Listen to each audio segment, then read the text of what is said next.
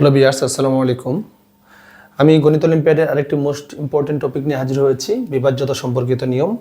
তোমরা যারা গণিত অলিম্পিয়াড শুরু করতে যাচ্ছ বা যারা বর্তমানে শুরুতেই আছো, তাদের জন্য বিভাজ্যতা সম্পর্কিত নিয়মটি খুবই গুরুত্বপূর্ণ। এই নিয়মটা আত্মস্থ করতে না পারলে গণিত অলিম্পিয়াডের অনেক প্রবলেম সলভ করা তোমার জন্য কঠিন হয়ে পড়বে। আমি এর আগের ভিডিওতে একটা কথা বলেছিলাম যে মৌলিক সংখ্যা এক কেন মৌলিক সংখ্যা না, এই অ্যান্সারটা আমার দেওয়া হয়ে ওঠেনি। এক মৌলিক সংখ্যা না এই জন্য যে মৌলিক সংখ্যার সংজ্ঞাতেই যেহেতু বলা আছে যে মৌলিক সংখ্যার গুণনীয়ক দুইটা। যেমন আমি যদি 5-এর কথাই বলি, 5-এর গুণনীয়ক কয়টা? 1 আর 5, ঠিক আছে। কিন্তু এক মৌলিক সংখ্যা হতে যাবে কী করে? একের গুণনীয়ক তো 1 গুণন 1 মানে 1, তাহলে একের গুণনীয়ক কয়টা হলো? একটা। কিন্তু মৌলিক সংখ্যার গুণনীয়ক হতে হবে দুইটা, সেজন্য এক মৌলিক সংখ্যা নয়। আচ্ছা, আমি বিভাজ্যতা সম্পর্কিত নিয়ম সম্পর্কে বলতেছি। প্রথমে 2 দ্বারা বিভাজ্য। কোন সংখ্যাগুলো 2 দ্বারা বিভাজ্য তোমরা অনেকেই জানো, যে কোনো সংখ্যার একক স্থানীয় অঙ্ক 0 যদি হয় আর তোমার জোড় হয়, মানে জোড় বলতে 2, 4, 6, 8 এই সংখ্যাগুলো যদি হয় তাহলে ওই সংখ্যাটি 2 দ্বারা বিভাজ্য হবে। যেমন 320 যার একক স্থানীয় অঙ্ক 0, 524 যার একক স্থানীয় অঙ্ক 4, তাহলে এই সংখ্যাটা 2 দ্বারা বিভাজ্য, কারণ একক স্থানীয় অঙ্ক 0 এবং জোড় হলে সংখ্যাটা 2 দ্বারা বিভাজ্য হয়। তুমি যত বড় সংখ্যাই লেখো না কেন, তুমি একটা সংখ্যা 5, 3, 7, 2, 4, 6, 8, 9 যত বড়ই লেখো না কেন, শেষে যদি তুমি একটা জোড় অঙ্ক বসায় দাও, এই একটা বড় সংখ্যাই লেখলা, তুমি এর এই 4 জোড় হওয়ার কারণে এই সংখ্যাটা 2 দ্বারা বিভাজ্য হতে বাধ্য।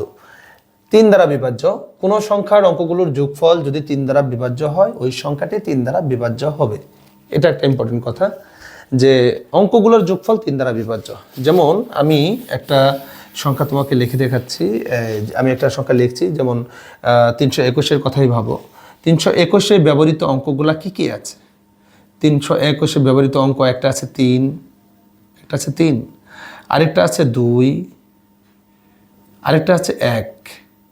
এই 3টে অঙ্ক যোগ করে দেখো তুমি যোগফল কত হবে। যোগফল হবে 3, 2, 5, 5 আর 1 যোগ করলে কত? 6। তুমি জানো 6 3 দ্বারা বিভাজ্য। তুমি 3-এর ঘরে নামাতে বলো, 3 1 3, 3 2 6, তার মানে 6 3 দ্বারা বিভাজ্য হচ্ছে, 2 বার যাচ্ছে। তাহলে এই 6টা কে ছিল? এই অঙ্ক 3টার যোগফল। তার মানে কোনো সংখ্যায় ব্যবহৃত অঙ্কগুলোর যোগফল যদি 3 দ্বারা বিভাজ্য হয়, তাহলে ওই সংখ্যাটিও 3 দ্বারা বিভাজ্য হবে। তার মানে 321 3 দ্বারা বিভাজ্য। এরপরে 3 দ্বারা বিভাজ্যের পরে আমি আসবো 4 দ্বারা বিভাজ্য। 4 দ্বারা বিভাজ্য হওয়ার শর্ত কি? কোনো সংখ্যার একক ও দশক স্থানীয় অঙ্ক নিয়ে গঠিত সংখ্যা 4 দ্বারা বিভাজ্য হলো ওই সংখ্যাটি 4 দ্বারা বিভাজ্য। যেমন 4312 এই সংখ্যাটার কথা ভাবো। 4312, 4312, 4312-র একক স্থানীয় অঙ্কটা কে? একক স্থানীয় অঙ্কটা 2। দশক স্থানীয় অঙ্কটা কে? দশক স্থানীয় অঙ্কটা হচ্ছে 1। তাহলে একক ও দশক স্থানীয় অঙ্ক নিয়ে গঠিত সংখ্যাটা কত? 12। একক ও দশক স্থানীয় অঙ্ক নিয়ে গঠিত সংখ্যাটা হচ্ছে 12। 12 কি 4 দ্বারা বিভাজ্য? অবভিয়াসলি 4 দ্বারা বিভাজ্য, কারণ 12কে যদি তুমি 4 দিয়ে ভাগ করো, ভাগফল আসবে কত? 3। তার মানে 12 যেহেতু 4 দ্বারা নিঃশেষে বিভাজ্য, তাহলে 4312 সংখ্যাটিও 4 দ্বারা নিঃশেষে বিভাজ্য হবে। আমি অনেক বড় একটা সংখ্যা তোমাকে লিখে দেখাতে পারি, 5 7 3 2 4 6 9 8 1 2 1 2, বা তুমি 1 2 না লিখে 1 2 দিয়ে দেখেছো, যেহেতু 2 4 দিয়ে দেখো। তো 2 4 হওয়ার কারণে একক স্থানীয় অঙ্ক 4 এবং দশক স্থানীয় অঙ্ক 2, তাহলে গঠিত সংখ্যাটি হবে 24। 24 যেহেতু 4 দ্বারা নিঃশেষে বিভাজ্য, কারণ 4 দ্বারা 4 করে নামাতে যদি তুমি বলো 4 6 24, 6 বার যাবে। যেহেতু 24 4 দ্বারা নিঃশেষে বিভাজ্য, তাহলে এই যে বড় সংখ্যাটা দেখতে পাচ্ছ, এটাও তোমার 4 দ্বারা নিঃশেষে বিভাজ্য হবে। এরপরে 4 দ্বারা বিভাজ্য হওয়ার আরও একটা শর্ত আছে, আমি অথবা দিয়ে লিখেছি, যে কোনো সংখ্যার একক ও দশক উভয় স্থানের অঙ্ক যদি 0 হয়, তাহলে ওই সংখ্যাটা 4 দ্বারা বিভাজ্য হবে। ইয়েস, এটাও একটা 4 দ্বারা বিভাজ্য হওয়ার শর্ত, যে একক এবং দশক উভয় স্থানের অঙ্ক যদি তোমার 0 হয়। যেমন আমি একটা সংখ্যা লিখেছি 4200, এর একক এবং দশক স্থানীয় অঙ্ক দুইটাই হলো 0, এই জন্য 4 দ্বারা এই সংখ্যাটা বিভাজ্য হবে। তুমি বিশ্বাস না হলে ভাগ করে দেখতে পারো, 4 দিয়ে ভাগ করো, 4 4-এর মধ্যে একবার যায়, 4 1 4, 2 কেটে নাও, 4 2-এর মধ্যে যাচ্ছে না 0, 0, এরপর 2, এরপরে 0 কেটে নাও, 4 20-এর মধ্যে যাবে 5 বার, 4 5 20, আবার 0 কেটে নাও, এখানে ভাগফলে 0 বসাও, 0 আর 4 গুণ করে 0 হয়, ব্যাস নিঃশেষে বিভাজ্য হয়ে গেল। তার মানে 4 দ্বারা নিঃশেষে বিভাজ্য হয়ে গেছে 4200। অর্থাৎ একক এবং দশক উভয় স্থানের অঙ্কই যদি তোমার 0 হয় তাহলে ওই সংখ্যাটা 4 দ্বারা বিভাজ্য হবে। এরপরে আসি আমরা 5 দ্বারা বিভাজ্য। 5 দ্বারা বিভাজ্যের সংজ্ঞাতে বলা হয়েছে যে কোনো সংখ্যার একক স্থানীয় অঙ্ক 0 অথবা 5 দ্বারা বিভাজ্য হলে, একক স্থানীয় অঙ্ক 0 অথবা 5 দ্বারা বিভাজ্য হলে ওই সংখ্যাটা 5 দ্বারা বিভাজ্য হবে। একক স্থানীয় অঙ্ক 0 অথবা 5। এখানে 3250 এর একক স্থানীয় অঙ্ক 0, আবার 7125 এর একক স্থানীয় অঙ্ক 5। এই একক স্থানীয় অঙ্ক 0 এবং 5 হলে ওই সংখ্যাটা 100% শিওর থাকো সেটা 5 দ্বারা বিভাজ্য হবেই। 5 দ্বারা বিভাজ্যের পর খুব ইম্পর্টেন্ট বিভাজ্যতা নিয়ম যে 6 দ্বারা বিভাজ্য, যে কোনো সংখ্যা আলাদা আলাদাভাবে 2 অথবা 3 দ্বারা বিভাজ্য হলে ওই সংখ্যাটি 6 দ্বারা বিভাজ্য হবে।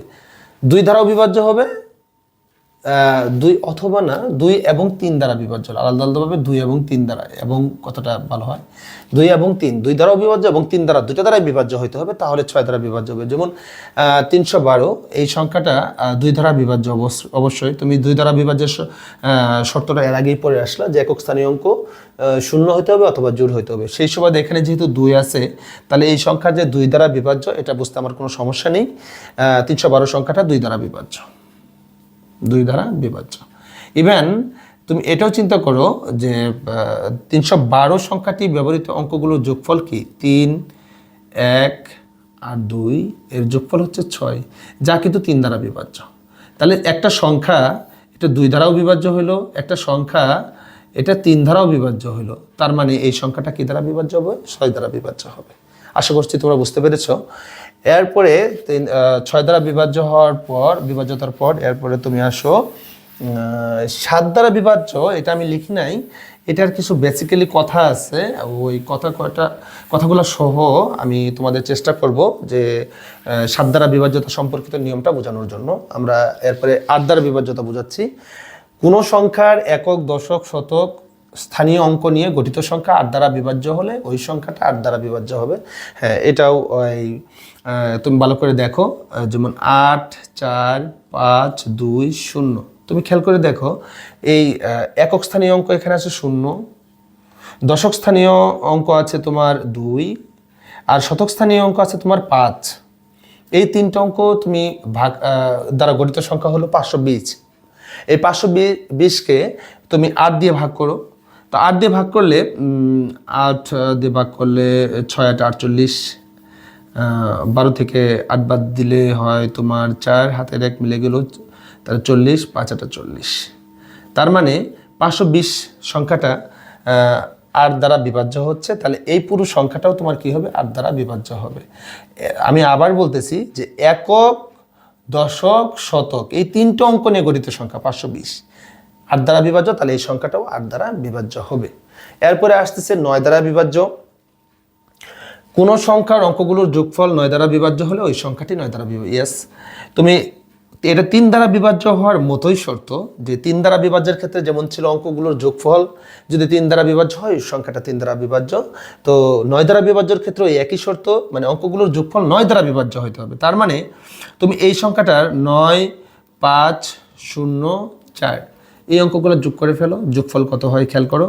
9 আর 5 যোগ করলে 14, 14 0 14, আর 4 যোগ করলে 18। 18 কি 9 দ্বারা বিভাজ্য নয়? অবভিয়াসলি 9 দ্বারা বিভাজ্য। তাহলে এই সংখ্যাটাও তোমার কি হবে, 9 দ্বারা বিভাজ্য হবে। আশা করছি ভিডিওটি তোমাদের ভালো লেগেছে। আমি যেহেতু ভিডিওগুলো নতুন দিচ্ছি, আপলোড করতেছি, তার মানে আমার হয়তো অনেক ভুল প্রান্তি থাকবে। তোমরা ভুল প্রান্তিগুলো ক্ষমা সুন্দর দৃষ্টিতে দেখবে। আমি চেষ্টা করব আস্তে আস্তে নিজেকে একটু আপডেট করার জন্য, ভালো ভিডিও বানানোর জন্য। তোমাদের যদি হেল্প থাকে বা ইন্সপাইরেশন থাকে, আমি আশা করছি ভালো ভিডিও বানাবো। ইভেন তোমাদের নেক্সট টাইম আমি গণিত অলিম্পিয়াডের জন্য ভালো ভালো ভিডিও দিয়ে তোমাদেরকে সহযোগিতা করব। সবাই ভালো থাকো। আসসালামু আলাইকুম।